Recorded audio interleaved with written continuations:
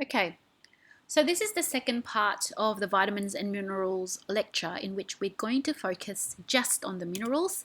This is the learning objectives for minerals. So we need to define what a mineral is, classify it, and also we need to know what the daily requirements and sources of minerals are, and what's the structure, function, and metabolism of the main minerals in the body, and what's the consequence and manifestations of excess and deficiencies of minerals.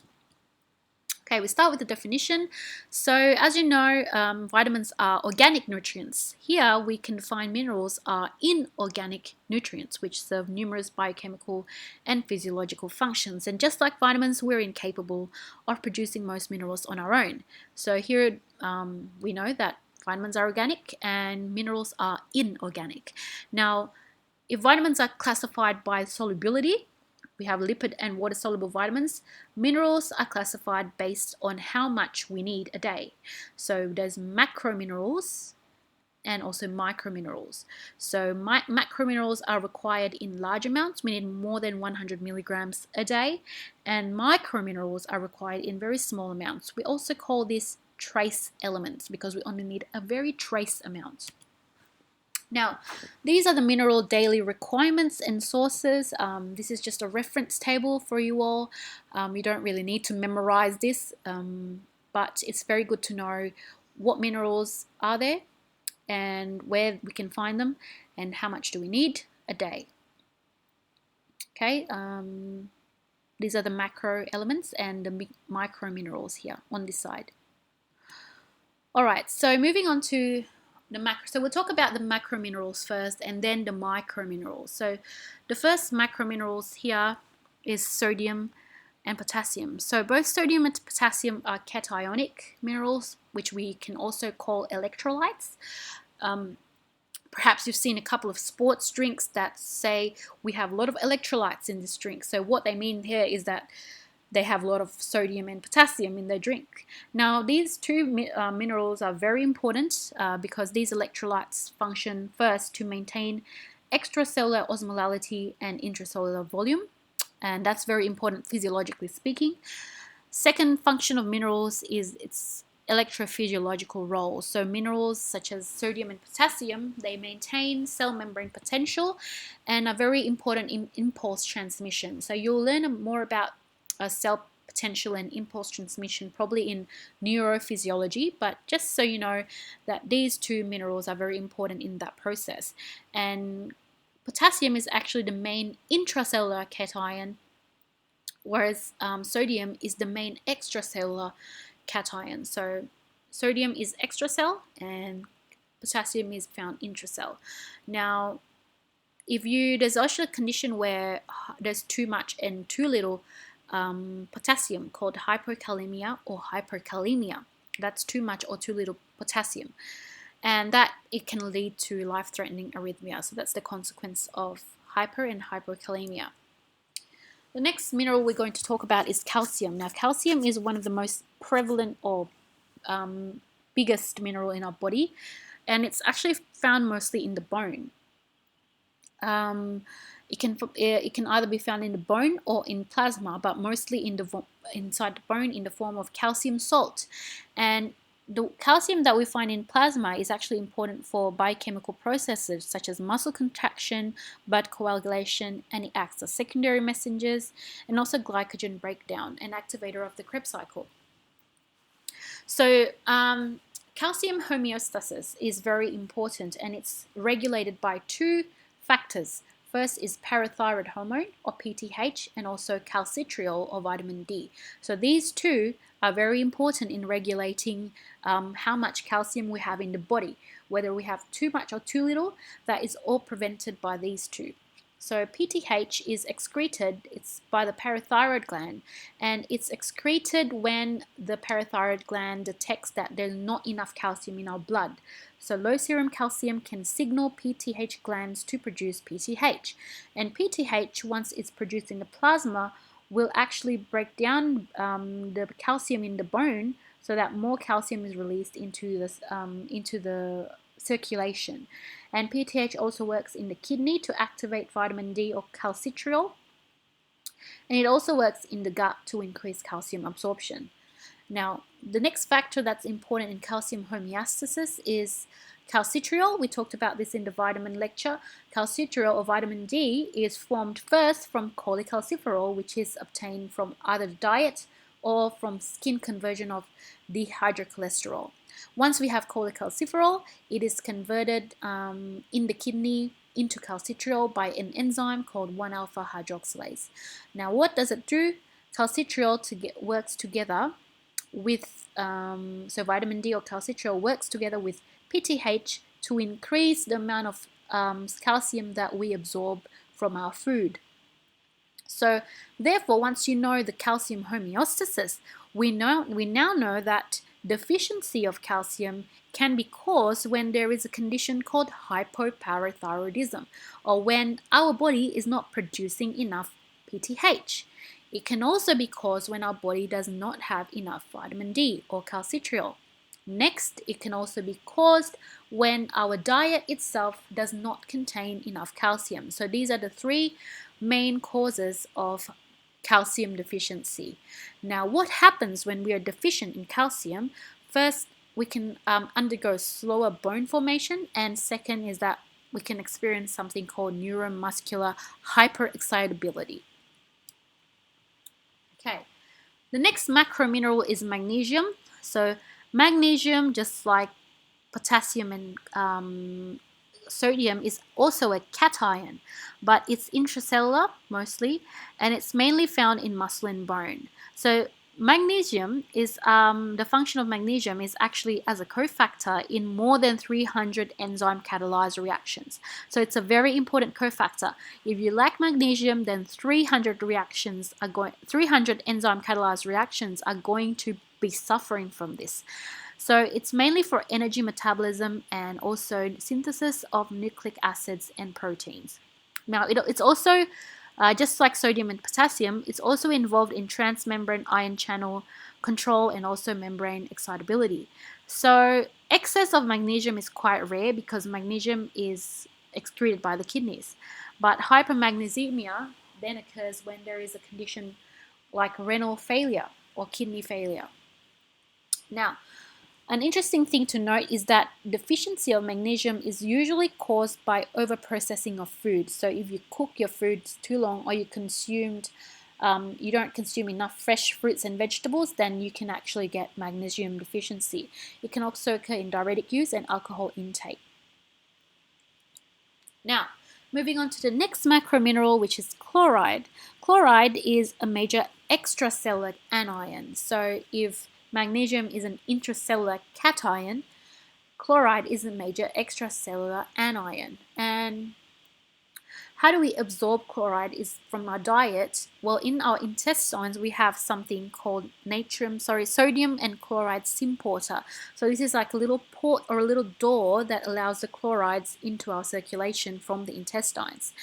And homeostasis of chloride is controlled by the same mechanism behind sodium and potassium homeostasis. So usually chloride levels is similar to sodium levels. So when there's too much sodium, there will also be too much chloride. Too little sodium is also accompanied by too little chloride.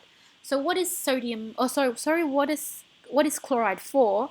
Its function is for fluid and electrolyte balance, just like potassium and sodium. It's also involved in the production of hydrochloride, which is a gastric juice, and it's also involved in the transport of carbon dioxide in the blood. So it's involved in a mechanism called chloride shift that's important for the transport of carbon dioxide in our red blood cells. Excess of chloride is leads to a condition called hypochloremic acidosis.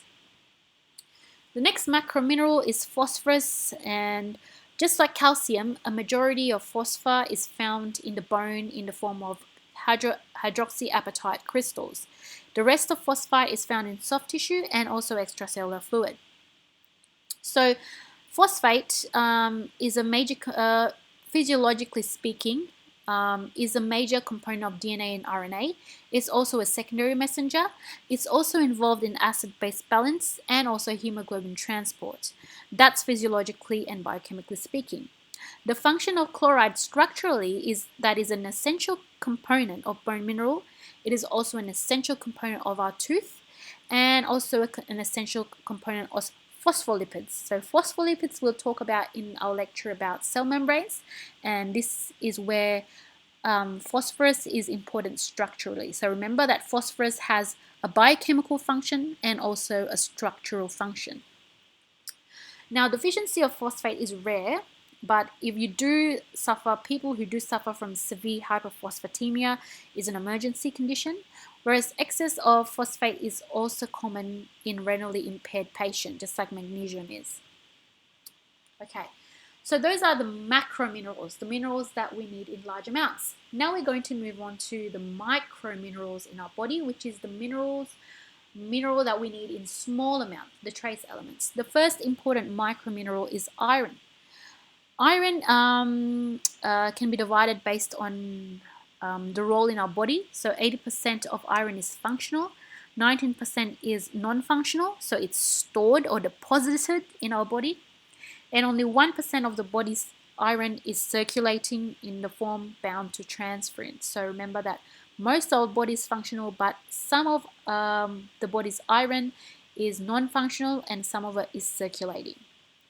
Now, a majority of our body's functional iron is a component of hemoglobin. We know that hemoglobin is a part of our red blood cell that's very important in carrying oxygen. 10% of our functional iron is in the form of myoglobin, which is involved in binding oxygen in our muscle, where hemoglobin is binding oxygen in our circulation, in our red blood cells. Now, the rest of the functional iron is in the form of cytochromes, which are important components of the respiratory chain and Krebs cycle and oxidative metabolism. The rest play a role in key enzymes. Now, this is a little bit of metabolism and transport of iron. So where do we get iron from? Is from our diet. So once we get iron from our diet, it's also enhanced by ascorbic acid. So when you have a lot of vitamin C in your diet, that helps our body to absorb the iron. So absorbed iron is deposited into enterocytes, but it can also be absorbed in plasma by hephaestin and ferroportin. So once iron is absorbed, it can be stored in the form of ferritin, or either in our enterocytes, or it can be transported in plasma by hephaestin and ferroportin. And iron is transported in the plasma bound to transferrin, and it's utilized by our erythroblasts. So erythroblasts are blood cells, or cells that will form blood cells. And then it's utilized to form heme, or hemoglobin. And then once our erythrocytes are old, it goes into, it's destroyed by macrophages in the reticular endothelial system, and the iron is recycled in the body. So iron excess occurs in a condition called hemochromatosis usually, and it's an autosomal recessive disorder that results in increased iron absorptions, and this results in iron accumulating in our skin, heart, liver, and pancreas. This is an example of hyperpigmentation in a patient with hyperchromatosis, and this is a normal patient. So you can see that this hyperpigmentation is a result of the iron depositing in our skin. Now, iron deficiency or lack of iron occurs mostly in children, pregnant women, menstruating women, and elderly people. And what happens is that, as you know, because iron is a very important component of hemoglobin, what happens is that when we don't have a lot of iron, then there's going to be deficient hemoglobin, which affects red blood cell performance. So this disturbs erythropoiesis. So lack of iron disturbs erythropoiesis or formation of erythrocytes. And this results in a condition called microcytic and hyperchromic anemia. So this is a normal blood of a normal patient, and this is a microcytic hyperchromic anemia. As you can see, the pigment here is lacking because there's not enough iron to produce hemoglobin, which is a pigment found in red blood cells. And this is an example of a patient with lack of hemoglobin. The next micromineral is iodine. So iodine is obtained from our diet and transported to the thyroid gland. The role of iodine is to synthesize hormones called thyroxine and triiodothyronine. So both hormones contain our metabolism, and also in children, it controls growth. So what happens is that people who are deficient in iodine will have disturbed growth, and if the person deficient is a pregnant woman, it can cause dwarfism and mental retardation in the child. A very characteristic symptom and sign of iodine deficiency is goiter, so enlarged thyroid gland. So these two have enlarged thyroid gland because they don't have enough iodine in their diets. So because there's no iodine, the thyroid gland works too hard to try and produce the hormones, and this causes hyperplasia of the thyroid gland, therefore enlargement of the thyroid gland. So this is characteristic of iodine deficiency. The next micromineral is zinc. Now zinc is similar to magnesium. It's a metalloenzyme. It's contained in 100 metalloenzymes that's involved in carbohydrate and energy metabolism, protein synthesis, and nucleic acid synthesis. So there's a lot of roles for zinc. It's immune function, cell division, cell growth. It's also got a role in spermatogenesis and in the maintenance of skin integrity and wound healing. So when there's a zinc deficiency, which is actually very common, in children we can see that there's growth retardation because zinc affects protein synthesis, cell growth, etc. And for people, other people, it can cause skin lesions, and if you have a wound, the wound will take a very long time to heal. And because it has a role in immune function, zinc deficiency will cause an impairment of immune function. So you're more prone to infections. Zinc excess can actually, meanwhile, can interfere with copper absorption and cause copper deficiency as well as anemia. So moving on to copper. Copper is a cofactor in enzymatic reactions, just like zinc and magnesium. It's also a component in several important molecules like ceruloplasmin, superoxide dismutase, and cytochrome oxidase. So a lot of enzymes also use copper.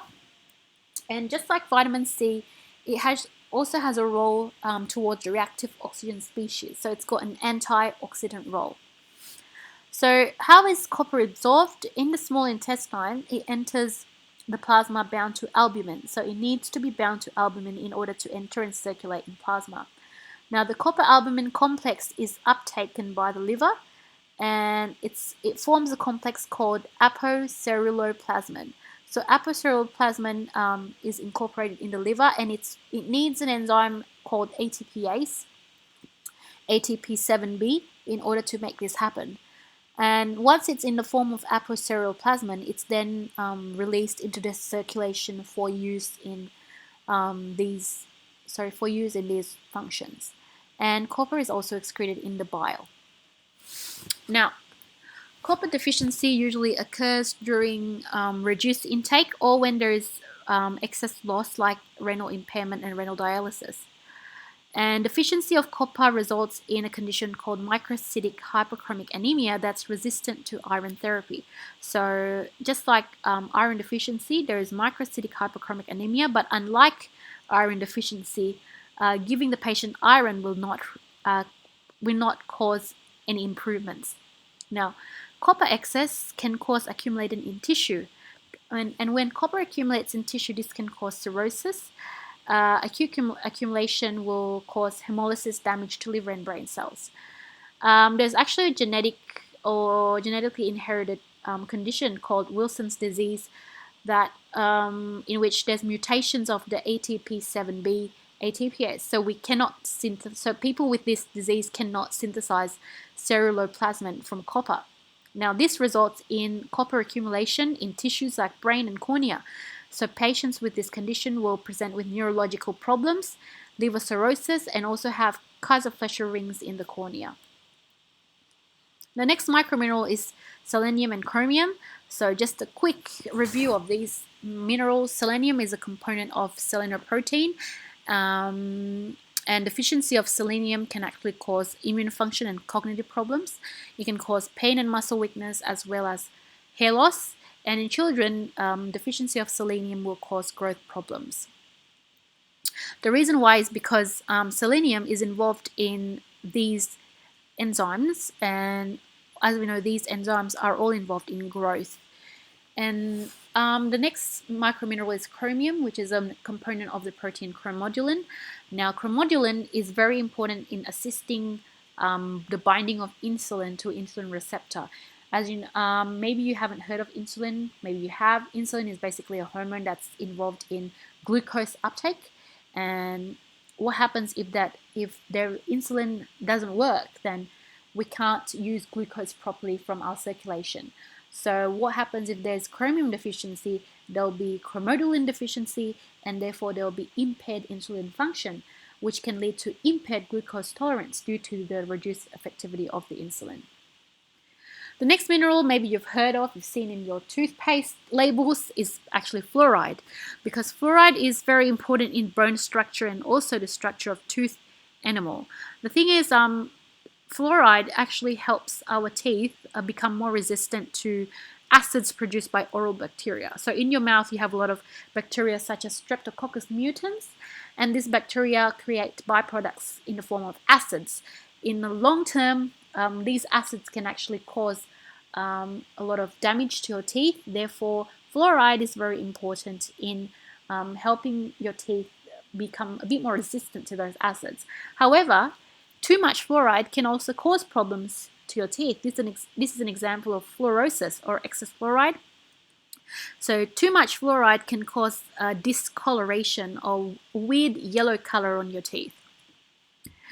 Right, finally, I think this is the last micromineral, we'll talk about, which is manganese and cobalt. So manganese has an important role in enzyme activity, just like a lot of other minerals we talked about before, and it's a component of a lot of metalloenzymes like oxidoreductase, hydrolase, mutase, transferase, and ligase. And it is very rare to find individuals with mangan deficiency, usually only in very severe cases of malnutrition. And the symptoms are very non-specific, usually nausea, dermatitis, and impaired growth of hair and nails. Whereas the next mineral, cobalt, you probably heard in our vitamin lecture. Cobalt is a very important component of cobalamin, or vitamin B12. So any deficiency in cobalt will result in a deficiency of vitamin B12. So that's all for our lecture on minerals today. This is the second part of the vitamins and minerals lecture.